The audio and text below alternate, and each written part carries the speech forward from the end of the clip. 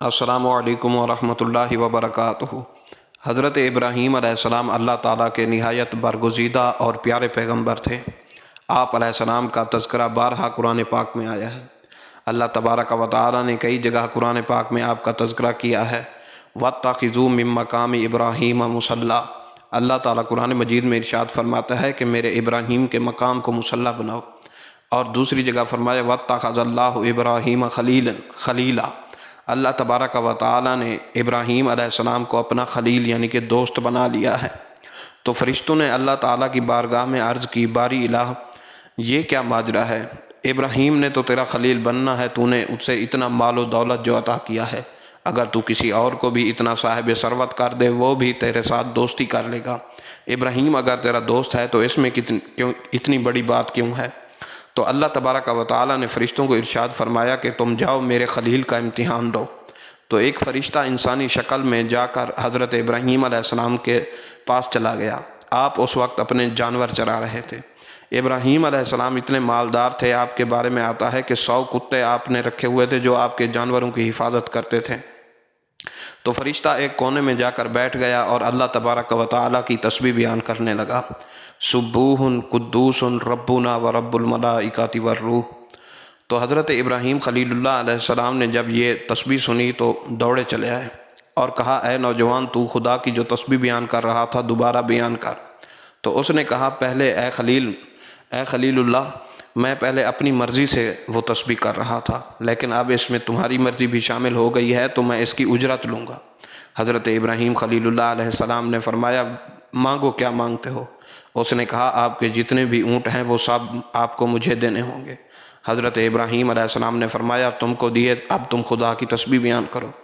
فرشتے نے 2-3 مرتبہ پھر تسبیح بیان کی اور خاموش ہو گیا۔ تو حضرت ابراہیم نے پوچھا، اے نوجوان، تو خاموش کیوں ہو گیا؟ تو فرشتے نے کہا کہ اے خلیل اللہ علیہ السلام، اتنا ہی ہوتا ہے اونٹ کے بدلے میں اللہ کا ذکر۔ اگر تم چاہتے ہو کہ میں مزید خدا کا ذکر کروں تو تمہیں یہ بکریاں بھی مجھے دینی ہوں گی۔ حضرت ابراہیم خلیل اللہ علیہ السلام نے فرمایا، یہ بکریاں بھی تمہیں دی۔ فرشتے نے تھوڑی دیر پھر تسبیح بیان کی اور خاموش ہو گیا۔ آپ نے فرمایا کہ اے نوجوان، تو کیوں خاموش ہو گیا؟ تو اس فرشتے نے عرض کی، اے ابراہیم، پہلے میں اپنی مرضی سے کر رہا تھا، اب تمہاری مرضی چونکہ اس میں شامل ہے اور اتنا ہی ذکر میں کر سکتا ہوں ان بکریوں کے بدلے میں۔ تو حضرت ابراہیم علیہ السلام کو کہنے لگا کہ یہ گائے بھی مجھے دے دیں جتنی بھی ہیں آپ کی۔ تو آپ علیہ السلام نے فرمایا، یہ گائے بھی تجھے دی، تو خدا کا ذکر کر۔ تو وہ کرنے لگا اور تھوڑی دیر بعد پھر خاموش ہو گیا۔ تو حضرت ابراہیم علیہ السلام نے فرمایا کہ اے نوجوان، تو اب کیوں خاموش ہو گیا؟ اس نے کہا، یہ اجرت پوری ہو گئی۔ تو آپ نے فرمایا کہ تجھے اپنی بکریوں کے لیے کسی چرواہے کی ضرورت ہوگی، مجھے اپنا چرواہا رکھ لے اور تو خدا کا ذکر کر۔